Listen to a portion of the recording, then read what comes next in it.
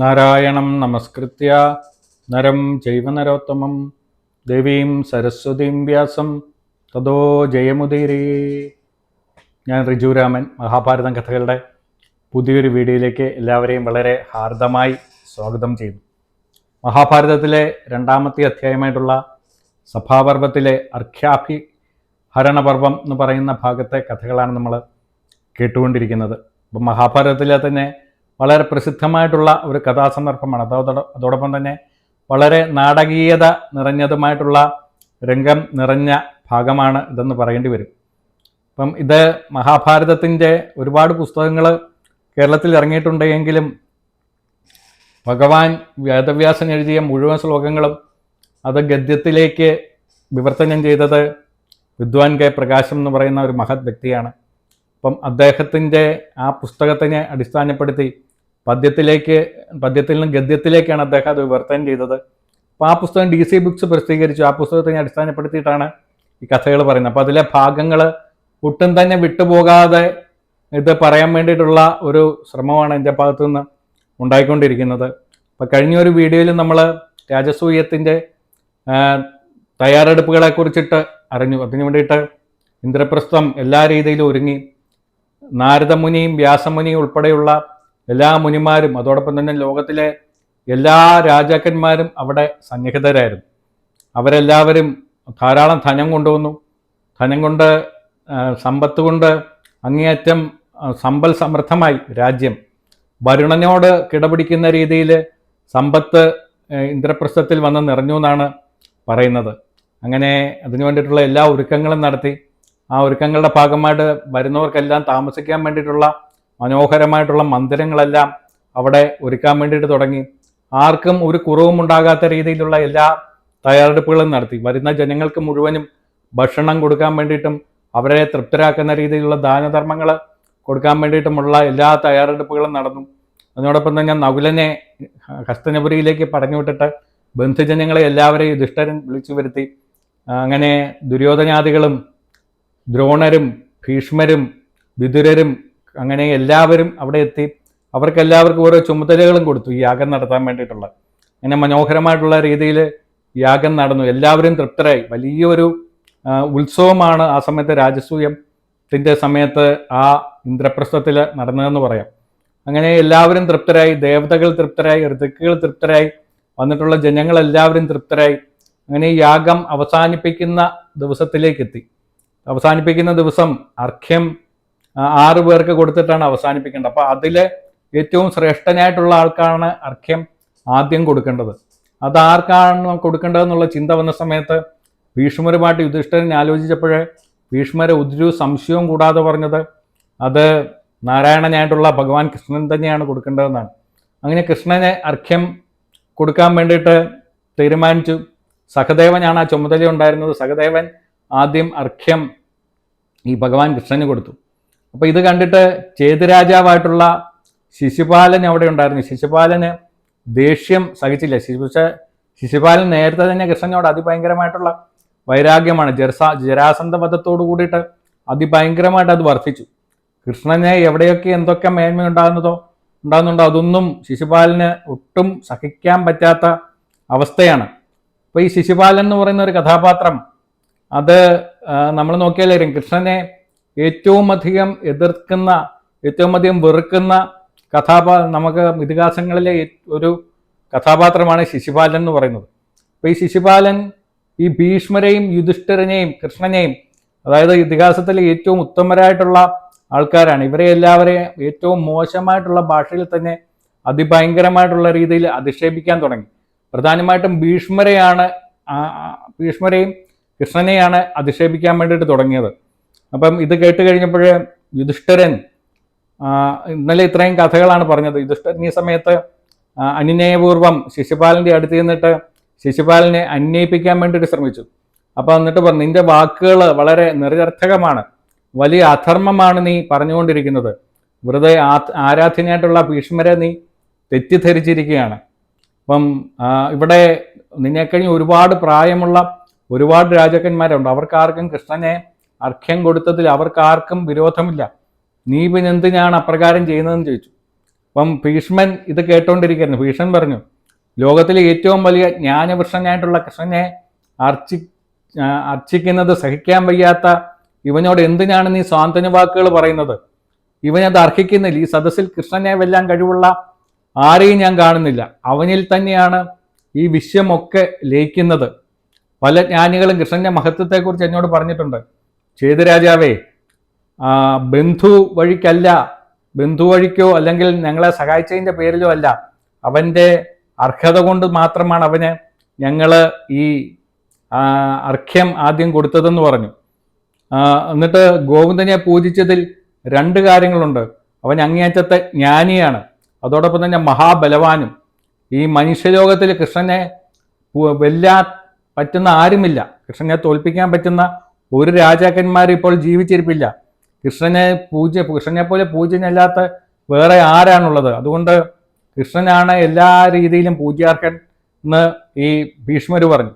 അപ്പൊ ലോകത്തിന്റെ ഉൽപ്പത്തിയിലും അവസാനവും കൃഷ്ണനിൽ തന്നെയാണ് നിൽക്കുന്നത്. ഇവൻ തന്നെയാണ് പ്രകൃതി. ഇവൻ സർവഭൂതങ്ങൾക്കും ഇവനാണ് ബുദ്ധി, ചിത്തം, വായു, തേജസ് ഇവയെല്ലാം കൃഷ്ണനിൽ സ്ഥിതി ചെയ്യുന്നു. ആദിത്യൻ, ചന്ദ്രൻ, നക്ഷത്രജാലങ്ങൾ, ഗ്രഹം ഇവയെല്ലാം കൃഷ്ണനിൽ ലയിക്കുന്നു. കൃഷ്ണന്റെ മഹത്വം ശരിയായിട്ടുള്ള രീതിയിൽ മനസ്സിലാക്കിയിട്ടുള്ള ആളായിരുന്നു ഭീഷ്മാചാര്യര്. അപ്പം മേലും കീഴും ചുറ്റും കാണുന്ന എല്ലാം ദേവാസുരന്മാരും സർവചരാചരങ്ങളും ഉണ്ടായിട്ടുള്ളത് ഭഗവാൻ കൃഷ്ണനിൽ നിന്നാണ്. അപ്പൊ ശിശുപാലന് ഇതൊന്നും അറിഞ്ഞുകൂടാ. അവൻ വെറും ശിശുവാണ്.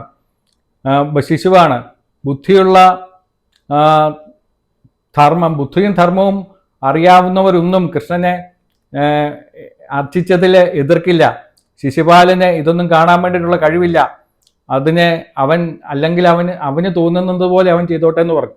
അപ്പം വൈശമ്പായനൻ ഇപ്രകാരം കഥ തുടരുകയാണ്.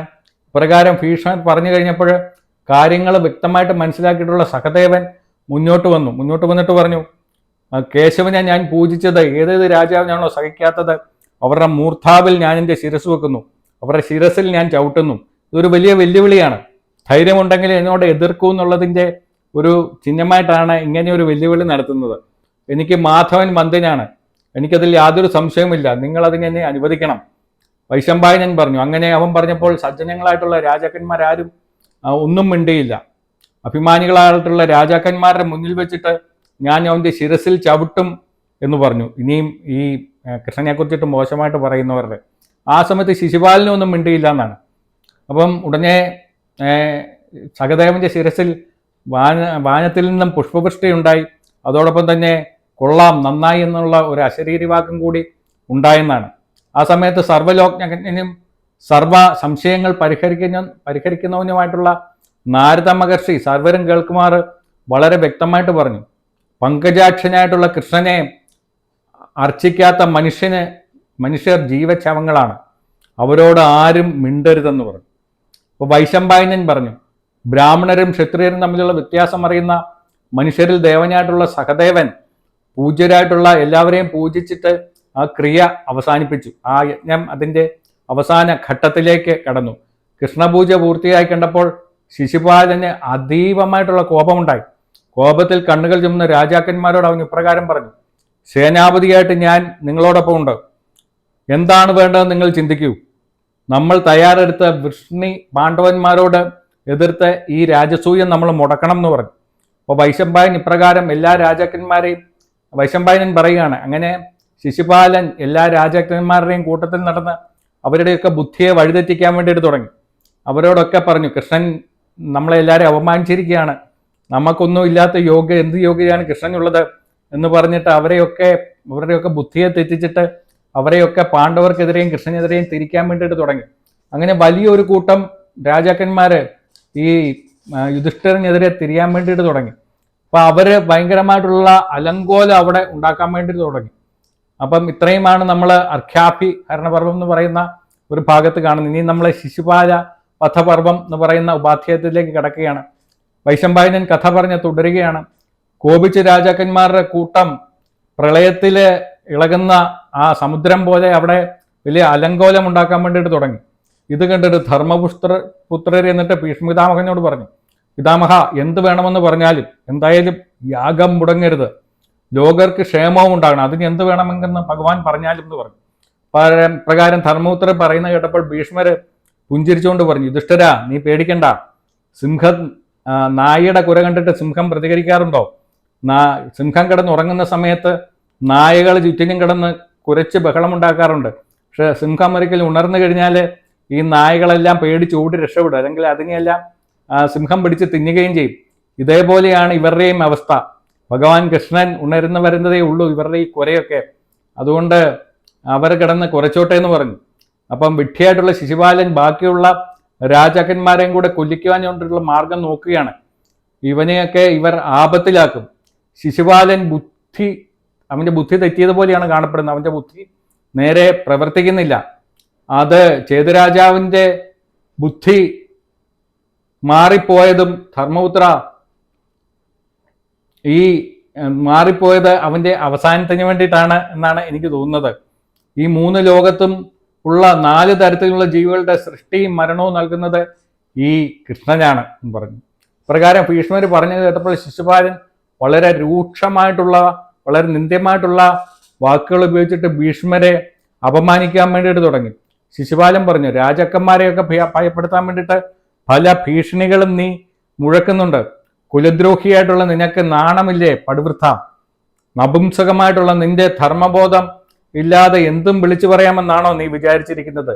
അന്ധന്മാരെ പിന്നിൽ നിന്ന് നയിക്കുന്ന ഒരന്ധനെ പോലെയാണ് നീ പാണ്ഡവരെ നയിച്ചുകൊണ്ടിരിക്കുന്നത്. ഈ കൃഷ്ണൻ ചെയ്ത പൂതനാവധം അറിഞ്ഞപ്പോൾ ഞങ്ങൾ ഞെട്ടിപ്പോയി. ഒരു സ്ത്രീയാണ് അവൻ വധിച്ചത്. ഇവൻ എന്തൊക്കെ വലിയ അത്ഭുതങ്ങൾ ചെയ്തെന്നാണ് നിങ്ങൾ പറഞ്ഞുകൊണ്ടിരിക്കുന്നത്. അവനൊരു കുതിരയും കാളയും കൊന്നതാണോ വലിയ കാര്യം? ഒരു പക്ഷിയെ കൊന്നതാണോ വലിയ അത്ഭുതമായിട്ട് നിങ്ങൾ കണ്ടുകൊണ്ടിരിക്കുന്നത്? ജീവനില്ലാത്ത ഒരു ചക്രത്തിനെ കാലുകൊണ്ട് ചവിട്ടി മറിച്ചിട്ടതാണോ നിങ്ങൾ വലിയ അത്ഭുതമായിട്ട് കണ്ടുകൊണ്ടിരിക്കുന്നത്? അതോടൊപ്പം തന്നെ ഒരു പുറ്റു പോലെയുള്ള ആ പർവ്വതം, ഗോവർദ്ധന പർവ്വതം 7 ദിവസം കയ്യിൽ ഉയർത്തി പിടിച്ചതാണോ അത്ഭുതമായിട്ട് കാണുന്നത്? ഇതൊന്നും ഒരു അത്ഭുതമായിട്ട് എനിക്ക് തോന്നുന്നതേ ഇല്ല എന്നാണ് പറയുന്നത്. അപ്പം നമ്മൾ ഇതുപോലെയുള്ള ആൾക്കാരെ പലപ്പോഴും കാണാം. കാര്യങ്ങൾ അതിൻ്റെ ശരിയായിട്ടല്ലാത്ത രീതിയിൽ വളച്ചൊടിച്ചിട്ട് അവരുടേതായിട്ടുള്ള രീതിയിൽ പറഞ്ഞ് കൂട്ടത്തിലുള്ളവരെയും കൂടി വഴിതെറ്റിക്കുന്ന ദുർബുദ്ധികളായിട്ടുള്ള ആൾക്കാരുടെ ഏറ്റവും വലിയ ഉദാഹരണമാണ് ഈ ശിശുപാലൻ എന്ന് പറയുന്നത്. അപ്പം ഈ സമയത്ത് കംസനെ കൊന്നതാണോ വലിയ കാര്യം? ആ കംസന്റെ ചോറ് തിന്നിട്ടല്ലേ കംസനെ വധിച്ചത്? പിന്നെ ഒരു പുലിംഗപക്ഷിയെ പോലെയാണ് വൃഥ നീ പ്രവർത്തിച്ചുകൊണ്ടിരിക്കുന്നത്. പുലിംഗപക്ഷി എന്ന് പറയുന്നത് ചെറിയ ഒരു തരം കുരുവി പോലത്തെ പക്ഷിയാണ്. ഇത് ചെയ്യുന്നത് ഈ സിംഹം വാവൊളിച്ച് കിടക്കുമ്പോൾ അതിൻ്റെ ദംഷ്ട്രത്തിൽ വന്നിട്ട് അതിൻ്റെ മാംസം കുത്തിത്തിന്നും. അത് കഴിച്ചതിൻ്റെ മാംസത്തിൻ്റെ ഭാഗങ്ങളെ കുത്തിത്തിന്നിട്ട് സാഹസം വരുതെന്നും പറഞ്ഞുകൊണ്ട് എല്ലാവരെയും ഇങ്ങനെ ചിലച്ചുകൊണ്ടാണ് ഇത് ഈ പ്രവൃത്തി ചെയ്തുകൊണ്ടിരിക്കുന്നതെന്നാണ് പറയുന്നത്. ഇതേപോലത്തെ പ്രവൃത്തിയാണ് ഇപ്പോൾ ഈ പടിവൃദ്ധനായിട്ടുള്ള ഈ ബുദ്ധി നശിച്ച ഈ ഭീഷ്മര് ചെയ്തുകൊണ്ടിരിക്കുന്നതെന്നാണ് പറയുന്നത്.